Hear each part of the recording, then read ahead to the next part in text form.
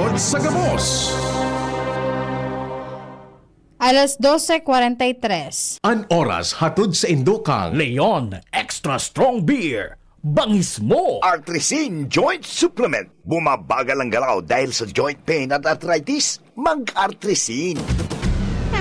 Mga tugang, iskaramusa na sa DCGB! Ano Iskaramusa na sa DCGB! Escaramuza, istorya sa kakanan, mano-mano sana, Marina, intra na sa Escaramuza.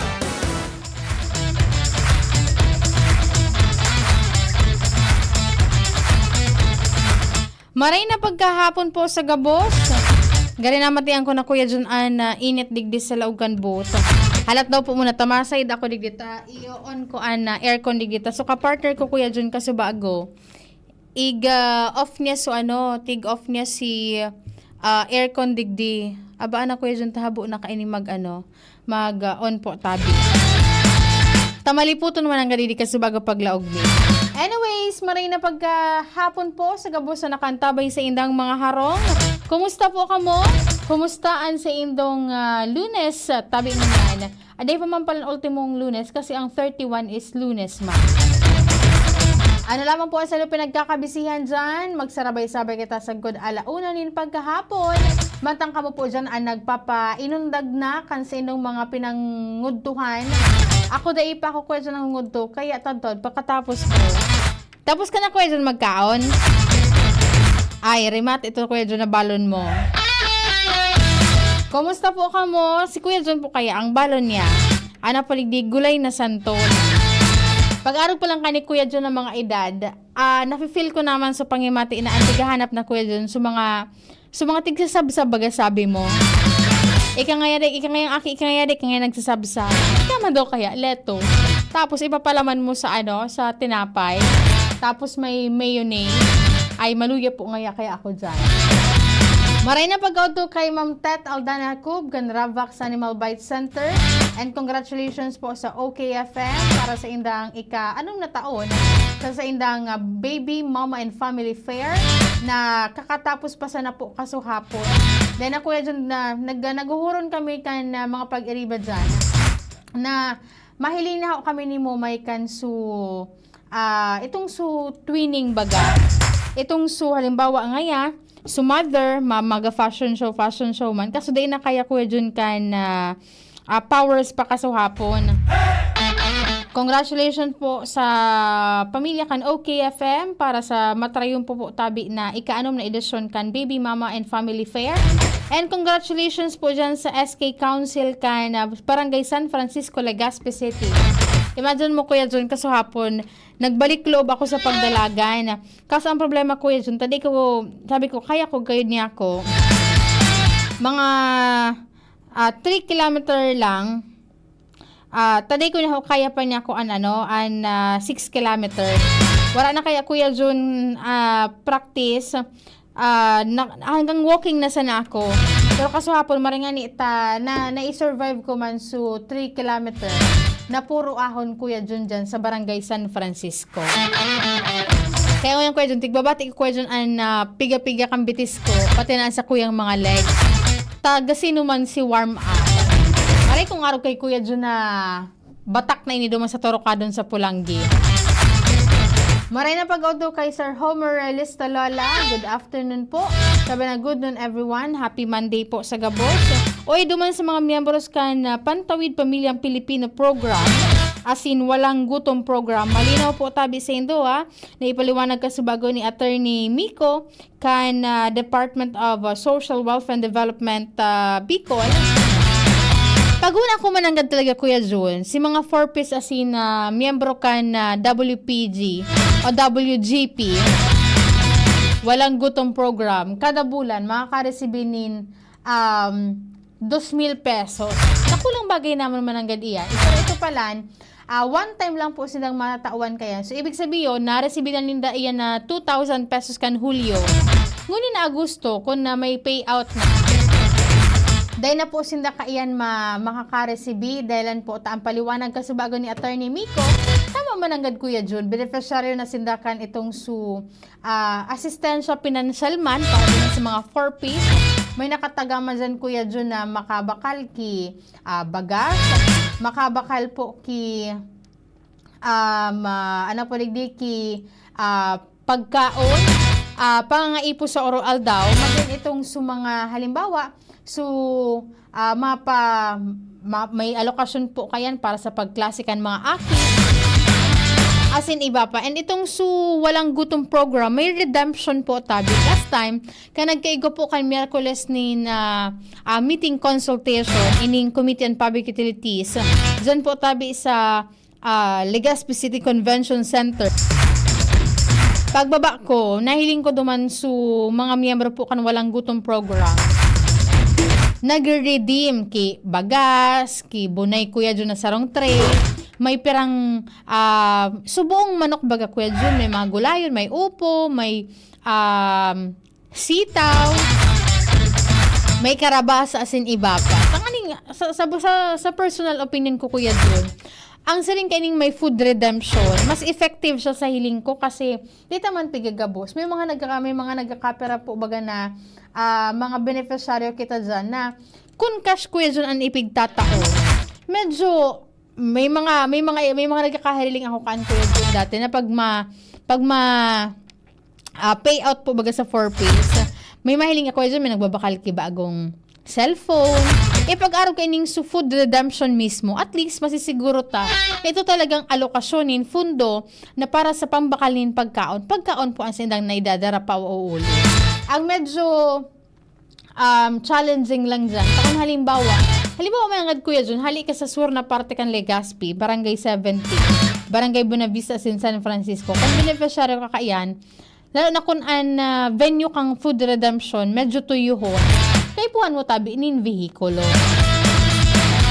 Siyempre, kaya alangan man Kuya Jun, kung halik ka dyan sa LC3, paano mo mabibit-bitan na kabangang sakong bagas? Pasasiring po dyan sa terminal kan, dyan sa Barangay Bita, distansyado po baganin Marhay. Kaya medyo, challenging man para duman po sa mga beneficiaryo. Ito pong sumakako po sakayan man, pasasiring dyan. And then, siyempre, medyo buwi-buwi ka dyan kay kwarta. Baka hagadan ka dyan mga 250 o 200 pesos. Pero at least, masisiguro kan mga ahensya kan gobyerno, partikular ng DSWD, na talaga pong napapakinabangan kaya itong mga beneficiaryo po ininda. Itong sa programa po na ipigtato. Pero kung gustong sabihin kayo na din na bibenepisyuhan, din napapakinabangan itong sa other assistance na ipigtato po dyan. And pag mahiling mo po baga dyan sa may sarong mall sa Lanco Business Park na halawig benin Marhay para po duman sa mga nagpipila man para sa ibang mga assistance to individuals in crisis situation. Dati Kuya Jun, na-experience me dyan may na-hospital kaming titaon. Tigtao sa muya is guarantee letter. Guarantee letter Kuya Jun, ang kantidad niya nasa 60,000 pesos. Kumpara mo duman sa itong monetary, itong kwarta po, baga na ipigtataon, na ang maximum, sabi ka na nakahuron ko dyan, yung ngayon Angel, nasa 10,000 pesos sana. Di mas bentahe Kuya dyan itong guarantee letter. Pero ang importante po dyan, kitang mga individual, as much as possible na maglikay kita Kuya dyan sa mga hela, lilikayan po tabi iyan. Sabi nga ni Ibaga, mas marahay ngayaan, wala ngayon kitang tigbabati-ibati, tigmamati-imati. Lalo na po ngaya ko na may mga nagkaka-arafektaran, lalo na po ang mga miyembro kan family. Dipisil po ngaya pag may nagihelang sa sarong pamilya. And kulibat ko po pala, kasi bagong aga, may nahiling akong post sa social media, manungod dyan sa sarong insidente po ninsulo, dyan sa Happy Home sa Barangay Gugon. Naglakop ini sa social media, pero upon verifying sa Legazpi City Fire Station, sabi na, reported nga ini sa muya ngaya ma'am, 8:27 in pagkaaga, sarong nga ini structural fire sa Happy Home sa Barangay Gugon, sarong storage po nin appliances, pero nasabing insidente po kantig respondihan kan mga bumbero tapo digdihali sa BFP Legazpi, fire out na po upon arrival kan sa tuyang mga responders. Dahil hiling ko din sa mga video sa nag-circular sa social media, ito na sumismong mga residentes po dyan sa nasabing barangay ang nagtuturuwang-tuwang na, nagtatarabang na po tanganing maakturan man po tabi iyan. Kaya magka-importante ni Marhay na ang kada barangay, iga po ni na formulate na bibilog na Community Fire Auxiliary Group ng mga CFAG. And dakulang party man, dakulang bagay na ini mga sifag na po ini, mga auxiliary group na ini, an may supisyente pong kaaraman, kan mga dapat pong gibuhon, lalo na po tabi duman sa mga hararayong mga barangay. Dahil lang ta kung iisipon ta, kung medyo distansyado po tabi an lugar, syempre ang mga first responder po dyan, itong mga nasa palibot na available po. And then syempre, saro dyan sa di ko malilingawan, itong sabi baga po ni kan mga amigo ta dyan sa BFP na pag mga siringi ka na pagkakataon, lalo na ni Fire Senior Inspector Provincial Fire Marshal Sir Jerickson Miraflor, na inuton po permian pag-apod sa mga otoridad, either sa kapulisan iyan, sa 911 o sa BFP. Tangani po tabi na marespondihan man po tulos iyan. Dahil lang kapag araw kaan, lalo na po konsulo, ang kada minutos po tabi dyan ang dakula nin Marhay, tanganing makasalbar po kita nin buhay, asin maisalbar man po ang propriedades ta po tabi. And sabi nga ni Ibaga Kaiyan, may namati ako naging guest ni VP Henry, na ang mga importante da ako yan dyan na bagay, dapat iga po kamukhaan kilaganan. Itong sabi nga ni Ibaga, kung sa tubig, waterproof, syempre sa kalayo, dapat itong statement basta-basta po nasusulod and mamarkahan po doon ki letter X. So syempre pag may mga responder ngaya po dyan na naglaog, nasa kasagsagan pa po tabi kan sulo, aram nindan na pag nahiling nitong bugtakan duman na may markadong X, aram po nindan na itong mga valuable po itong mga nakalaog po tabi duman. And pag nakaluwas na po kamo sa inyong mga residensya, di na po kamo magpurbar na magbalik giraray. Kung halimbawa ko yun, nawalat na duman so iPhone 17 Pro Max fully paid, dahil na po ino pagporbaran po yan na maglaog giraray. Dahil lang tadita aram ang sitwasyon po dyan. And pag may mga araw ka na mga pa-trainings, may mga seminars po tabi kamo na pigigibo dyan sa inyong mga barangay, mag-attinder po kamo and magsabot po kamo nin Marhay. Maray na pagkauto kay sa kuyang paboritong principal, Ma'am Maria Evelyn Polero Grolio, all the way from dyan sa mainit, di puno nin kontrobersya. Maray na pagkauto sa imo Ma'am Ma'am Maria Grolio, dyan po tabi sa Daraga Community College. Iyo baga Ma'am, tama ako sa kuyang description. Sabi ni Ma'am Eve, "Hello Angel, how are you today?" Ano po umunan Ma'am? Gutom na po tabi ako. Kaday pa ako nangungudto po tabi. Maray na pagkauto po dyan sa imo Ma'am Maria Grolio, dyan po tabi sa Daraga Community College. Kay Sir Homer Listolola, maray na pagkauto kay Kuya Col as in Kuya Boss, tawati da po sa Islacan Cagraray, baka kay Albay. Uy, dyan po tabi sa Cagraray. Minaling akong po sa social media na mga sigida ang bara sa social media ka itong sa proyekto po dyan ka na controversial po bagang proyekto dyan. Kaya itong sa mga patinampo, kasi ka ngayat, sa mga basher ngayon, madigdiman ngayon, tama pa picture. Yan nagiging nag-circulate yan sa social media. Nag-circulate po yan sa social media ngayon and nagkakaiga po nin mga palitan nin mga sentimiento. Manungod po tabi dyan. Sabi digdi ni Sir Johnny Francisco, pa-shoutout da po listening from ATC Alabang, Philinvest, more power po sa inyong programa, DCGB number 1. And then kay Sir Permap Ted, nakaantabay man po siya ngunan. And then kay Ma'am Tet Aldana Kub, Canravax Animal Bite Center. Ma'am Tet, so tinao mo po duman sa Sarok Katawo.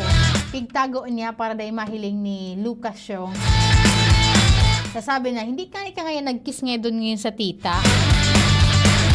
Maray na pagkauto po dyan sa Ravax. Bukas po sinta dyan sa Barangay Sagni. Alas 7 nin pagkaaga sa Kuda. Alas 6 nin pagkahapon. Paano mag-akomodar po sa itong mga nakakagat, nakamrot, at iba pa pong mga bakuna na available po dyan sa indang lokasyon po tabi. And iba pang mga branches po kan Ravax. Ano pa man Kuya Jun, pati na katang magsurusuribligan po una na pagkahapon.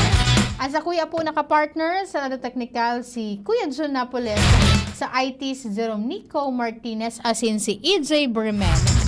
Ako po si Angel Mustaza. Bye-bye! Attention! Attention! Mga parantabay, may marhay na bareta! Ang